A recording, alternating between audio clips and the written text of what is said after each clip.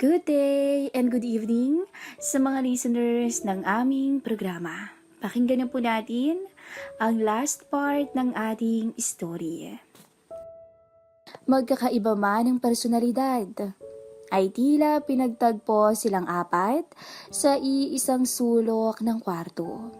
At lahat ng ito ay nangyari dahil sa isang pustahan na nagbunga ng kakaibang resulta para sa kanila. Sa pagpapatuloy ng ating story, si Mike, may pagkapilyo man ay ni minsan ay hindi nito nagawang magtaksil sa kanyang asawang si Mayan. Isa sa pinagmamalaki nito ay ang swerte sa pustahan. Lalo't ang lagi nitong natatalo ay ang kanyang kumpare at kababata na si George. Pero lingid kay George ay may lihim itong pagtingin sa mistisang misis nitong si Cathy na siyang naging dahilan sa pag-aaya ni Mike ng isang pustahan kay George, kung saan ang nakataya ay ang kani-kanilang asawa. Si George, ang best friend at kumpare ni Mike. Lagi mang talo sa pustahan, ni minsan ay hindi sumama ang loob nito sa kaibigan. Gaya ni Mike, ay pareha silang magaling pagdating sa pagkilatis ng mga babae. Lingid kay Mike, ay matagal na nitong alam ang lihim na pagkatakam nito sa kanyang misis na si Cathy. Hindi naman ito masisisi ang kaibigan, dahil talaga namang kahit sinong lalaki ay mapapawaw sa bata at mistisa niyang asawa. Wala naman itong naging problema kay George. Bagkus ay hinayaan na lang niya ang kaibigan na mahumaling sa kanyang asawa. Si Cathy, ang asawa ni George.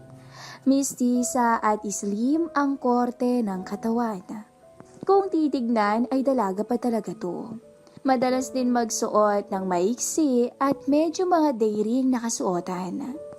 Game ito sa lahat ng trip ng mister, mapakama man o anong bagay. Lumaki itong open-minded at madalas din itong sumali sa inuman ng magkumpare kung wala itong pinagkakaabalahan. Si Mayan, morena at chinita, isang perpektong kabaligtaran ni Cathy. Isang babaeng napaka-konserbatibo sa sarili.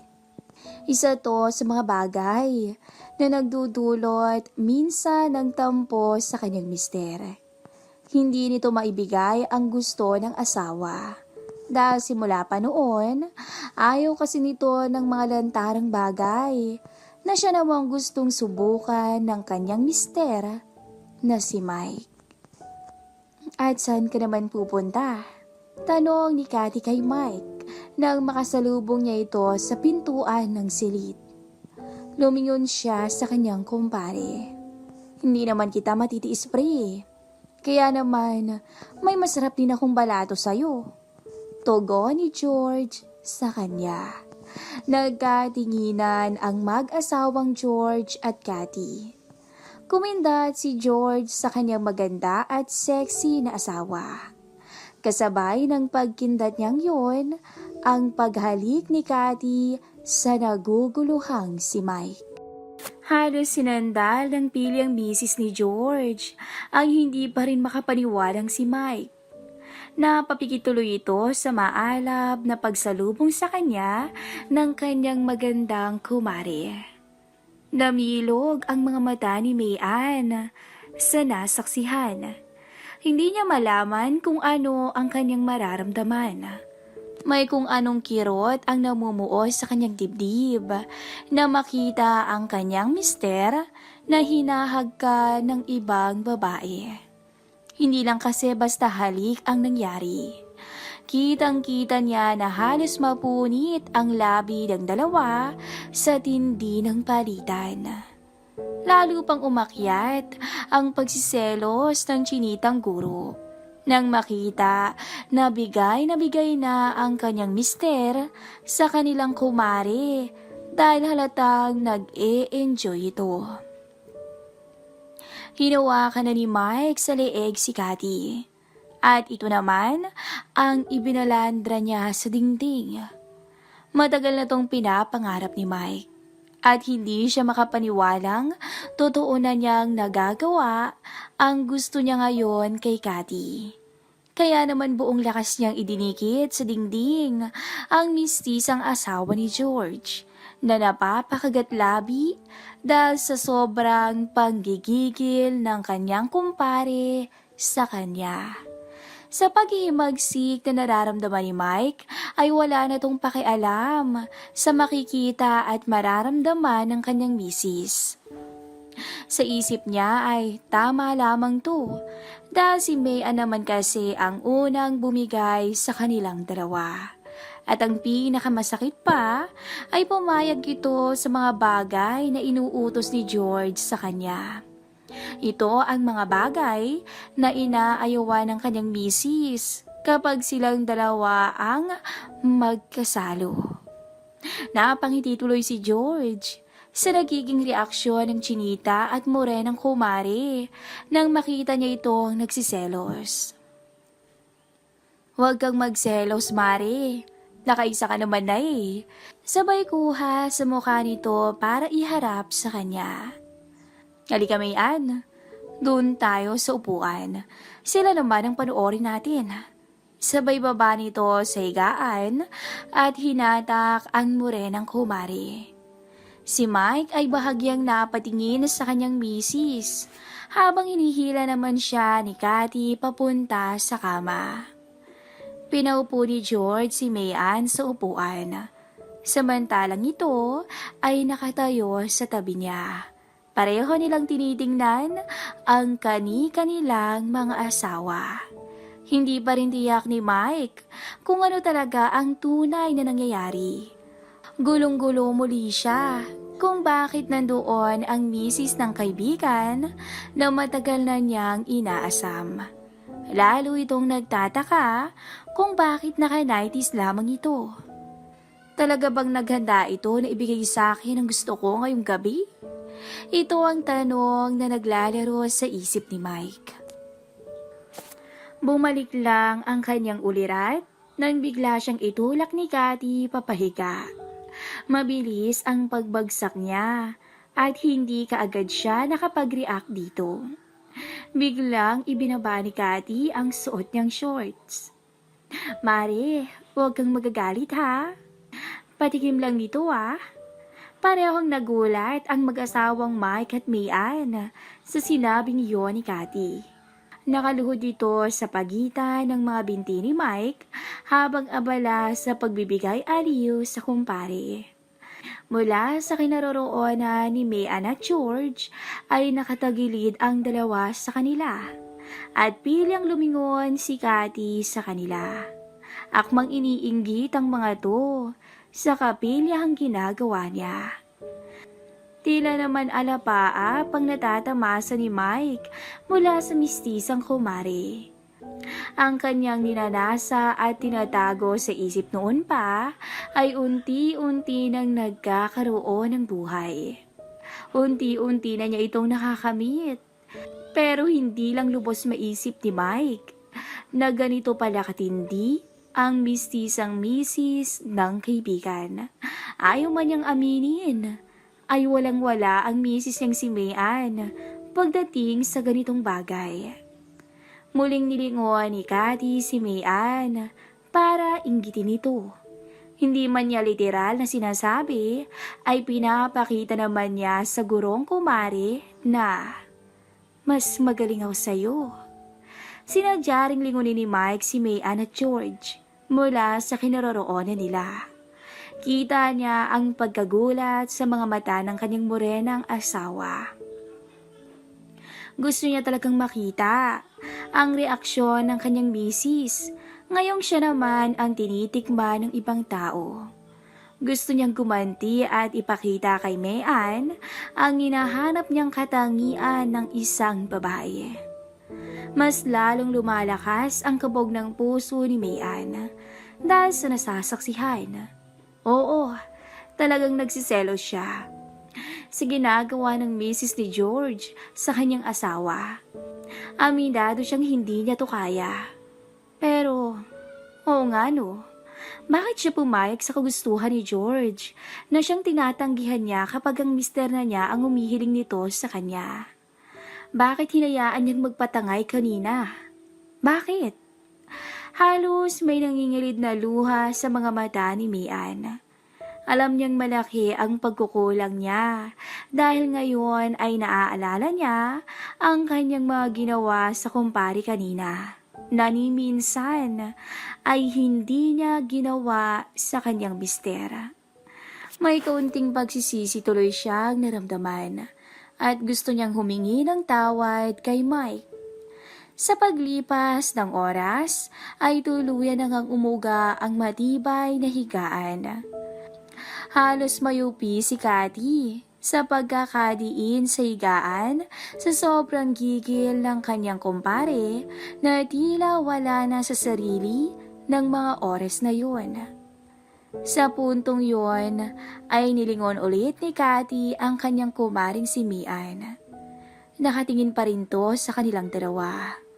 Nakikita na rin niya ang nangingilid na luha sa mga mata nito.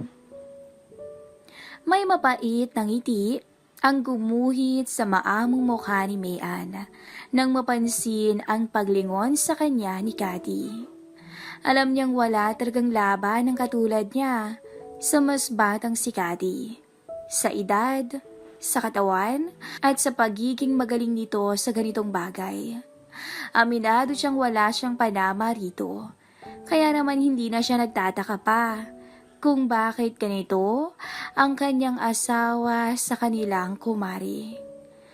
Lumingon din si Mike kay George na tila naghahamon sa kumpari. Mari, huwag kang malungkot. Pwede pa naman tayong gumanti sa kanila eh. Pwede mo namang patulan ng misis ko. Bakit hindi mo ipakitang kaya mong gawin o higitan ang ginagawa niya sa asawa mo? Pagsusulsol ni George kay Mian. Napatingin si Mian.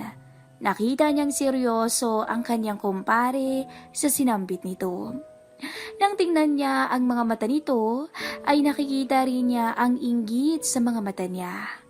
Parehong-pareho ito sa inggit na kanyang nararamdaman habang pinagmamasdan ang kanilang mga asawa na abala na sa isa't isa.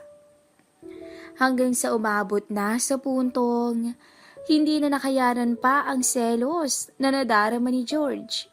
Lalong hindi niya matiis ang naghahamong tingin ng kanyang kaibigan habang walang humpay nitong sinusulit ang kanyang misis. Sige, gusto mo pala ng kompetisyon ah? Pagbibigyan kita pre. Sambit nito sa isip. Walang kagatol-gatol nitong pinatayo si Mian. Hinatak niya to papunta sa kama at itinulak patalikod. Gulat na gulat ang chinita na ginang nang hatakin siya ni George. Para nalang tuloy siyang robot na sumusunod dito. Ngayon ay nakatalikod siya at nakaharap kay Cathy. Bigla tuloy siyang nailang sa pwesto niyang yun. Pero ang pagkailang na yun ay mabilis na napalitan ng pagkagulat at alapaap nang matamasa nitong muli ang pag-iisa nila ng kumpare. Nauwi sa nakakatupok na kompetisyon ang gabing yun. Walang gustong magpatalo. Todo bigay sa isa't isa na para bang wala ng bukas para sa kanilang apat. At hanggang sa tuluyang humupa na nga ang uhaw sa kanilang pagkatao. Sabay na bumagsak sila at ngayon ay nararamdaman ang labis na pagkapagod sa kakaibang kompetisyon na nangyari. Nagkatitigan ng magkaibigan. Sports lang pare. Pag-aabot ng kamay ni George kay Mike. Ngumiti si Mike sa kababata at mabilis na nakipag-shake hands sa kanya. Nagkangitian ang dalawa. Ang tensyon na kanina ay namumuo sa loob ng kwarto ay marahan na ring humupa. Natigilan lang ang magkaibigan nang maramdaman nila ang pagtabi ng kanilang mga misis sa magkabilang gilid nila. Naiilang man si Mayan sa pangyayari ay napangiti na rin to nang makitang okay na ang kanyang mister na si Mike. Yumakap ito ng mahigpit sa kanya. Nainggit kasi ito kay Cathy na agad pumulupot kay George ng mahigato. Hindi niya inaasahan na magkakaroon sila ng kakaibang experience ng kanyang asawa kasama sina Cathy at George. Never kasi niyang inisip na may makakasalo silang dalawa ng kanyang mister. Ayaw man niyang aminin, ay naging masaya rin siya at mas naging bukas ang kanyang isip at pangunawa para sa kanyang mister na naghahanap lang din ng kanyang pagpaparaya. Natawa na lang si Cathy nang makitang sabay na naghihilik na ang dalawang lalaki. Napangiti na lang din si Mayan. Mari sorry paghingi ng paumanhin ni Cathy sa kanya. Nagulat tuloy si Mayan. Naku Mari, wala ka namang dapat ihingi ng tawad Pare-pareho naman natin tong ginusto. Kaya okay lang yun. Pagpapaliwanag naman ni Mayan sa kanya. Pareho silang nakangiti habang minamasdan ang kani-kanilang mga asawa na himbing sa pagtulog. 8:43 ng umaga. Nang magising si Mike, nakita pa niya ang kanyang kababata sa tabi niya. Pareho silang nakakumot na dalawa. Pare, gising na. Tabik ni Mike kay George. Hindi pa rin kumibo si George na humihilik pa. Bangon na, tanghali na pre. Muling sambit ni Mike. Pansin itong wala na sa tabi ang mga misis nila. Bumangon na agad si Mike at nagbihis. Pumasok ito sa banyo at agad na nagsipilyo. Uy, pare, gising na, tanghali na. Muli ay niyugyug niya si George. Lumingon ito kay Mike na pipikit-pikit pa rin ang mga mata. 5 minutes pare. Sabay muli ay balik nito sa pagtulog na ginagawa. Napabuntong hininga na lamang si Mike sa kanya. Lumabas na lang agad to ng silid at bumaba ng kusina. Good morning! Bati nito sa kanyang misis at sa kanyang kumaring si Cathy na parehong abala sa paghahanda ng almusal. Good morning din babe! Sabay halik ni Mayan sa kanyang labi. Nagbeso rin sila ni Cathy. Nakita nitong nakasuot ito ng puting t-shirt at pajama na alam niyang kay Mayan. Si George, tanong nito sa kanya. Ay naku Mari, tulog na tulog pa sa taas. Teka nga't gigisingin ko lang yun para makakain na tayo ng agahan. Sabay panhik ni Cathy paakyat sa silid nila. Mari, may damit ako dyan at shorts. Kuha ka na lang sa aparador. Pahabol itong pasigaw kay Cathy. Nagkatinginan sina Mayan at Mike ng matagal. Alam nila na marami silang gustong sabihin sa isa't isa. Hindi lang nila malaman kung paano ito sisimulan. Coffee babe? Alok ni Mayan kay Mike. Sige babe, salamat. May kasamang ngiti ang pasasalamat ni Mike na yon. Naupo na to sa mesa. Wow, sarap naman ng almusal babe Habang tinitingnan ni Mike ang nakahain sa mesa. Mayroong bacon, sunny side up egg, spam, butter, toasted bread at sinangag. Talagang naghanda ang dalawa sa agahang inihain ng mga to. Ito na babe, mainit yan ha? Sabay lapag ng kape sa harap ng mister nito. Good morning! Mahabang bati ni George habang bumababa ito kasama si Cathy. Nahihika pa to na umupo sa tabi ng kanyang kumpare. Bineso rin ito si Mayan. Bago umupo ay nakipag-apir pa to sa kanyang kababata. Kape? Alok ni Cathy sa kanya. Yes honey please. Sagot naman ni George. Nang makapagtimpla na ng kape si Cathy, ay agad din tong tumabi sa kanyang mister. Si Bea naman ay tumabi kay Mike. Tahimik silang nakatingin sa mga nakahain. Oh, ano pang hinihintay natin? Mag-almusal na tayo. Sambit ni Mike nang maramdaman na tahimik ang tatlo. Aminado itong kahit siya ay naiilang at hindi alam kung ano ang sasabihin tungkol sa nangyari kagabi. Marami siyang gustong itanong pero parang nahihiya siya. Marami rin siyang gustong sabihin sa kanyang misis na si Mayan pero mamaya na lang siguro. Pag nakauwi na ang kanyang kababata at ang misis nito. Sarap naman ang luto mo, Mare. Masayang bunga ni George habang nagsisimula na itong kumain ng sinangag at spam. Naku, hinanda namin yan ni Maring Cathy. Sambit nito sa kanya. Wow, talaga? Sambit nito sabay ngumiti na lang at nagsimula na rin itong kumain kasabay nila. Yung kagabi pala. Paunang banggit ni George patungkol sa nangyari kagabi. Pasensya ka na, Maria. Paghingi ng paumanhin ni George kay Mian. Pare, okay na yun. Sambit naman ni Mike patungkol dito. Si Mian naman ay tumangos sa kanya. Lilinawin ko lang yung nangyari ha. Kung sakali mang mangyari ulit to, dapat tayong apat. Hindi pwedeng may mawala sa atin. Dagdag ni George. Okay lang ba sa'yo yun, Mare? Tanong ni Mike kay Cathy. Tumingin muna to kay George at tumango sa kanya pagkatapos. Sa'yo, Mare? Balik na tanong naman ni George kay Mian na tahimik lang din kumakain.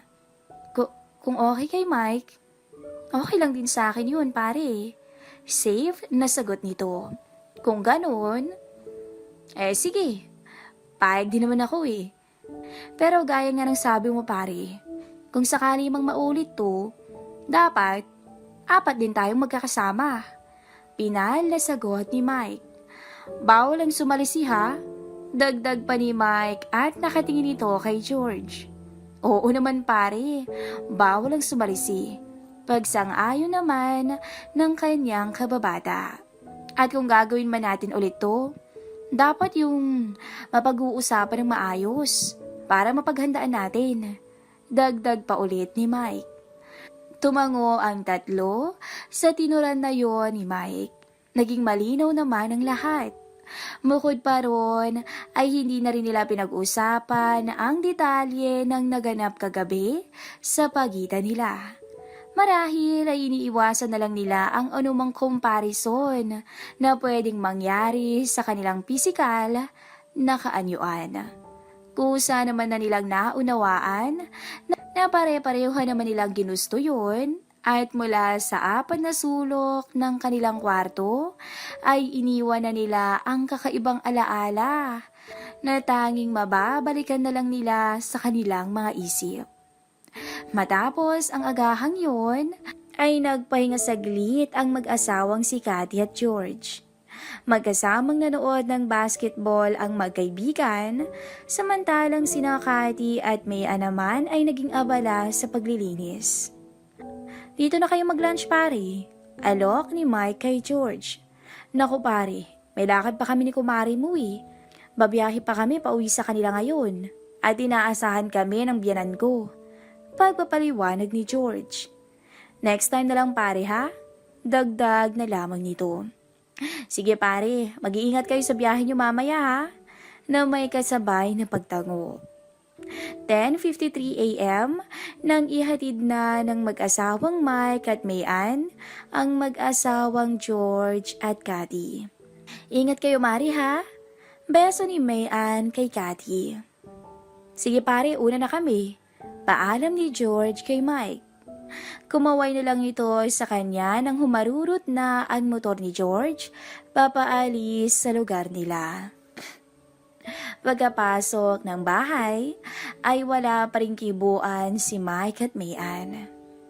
Babe, sorry Paumanhin ni Mayan kay Mike. Bigla itong naiyak. Babe, tama na yan. Wala ka namang kasalanan. Yakap ni Mike sa kanya.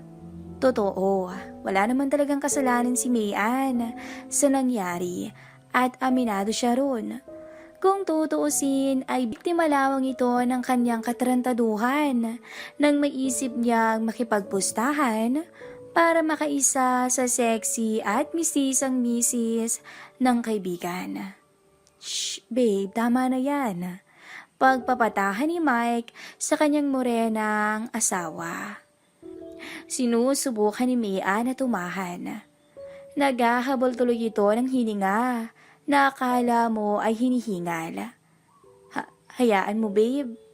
Gagawin ko na yung lahat ng gusto mo. Hihigitan ko pa si Cathy sa binigay niyang kaligayahan sa'yo kagabi. Sambit nito sa kanyang mister. Talaga, babe? Masayang tanong ni Mike sa kanya. Oo naman. Hindi pa tapos magsalita si Mayan ay bigla siyang binigyan ng matamis na halik ni Mike na nauwi sa matinding palitan na nagpagana sa kanilang umaga. Sa kwarto tayo, babe. Paanyaya ni Mayan kay Mike. Ngumiti tuloy si Mike at agad na inilakang pinto ng kanilang sala. Sabay silang pumanhik pabalik sa kanilang silid para ituloy ang mainit na sinimulan. Simula noon ay mas naging matibay ang samahan ng mag-asawa. Hindi rin hinayaan pa ni Mike na maulit ang nangyari sa kanilang apat. Para sa kanya ay sobra-sobra na ang kanyang misis at nakontento na siya dito. Nagpapasalamat na lang siya kay George at Cathy dahil naging bahagi sila ng pagbabago sa buhay nilang mag-asawa. Hanggang dito na lang po ang ating story. And please, don't forget to subscribe sa ating YouTube channel.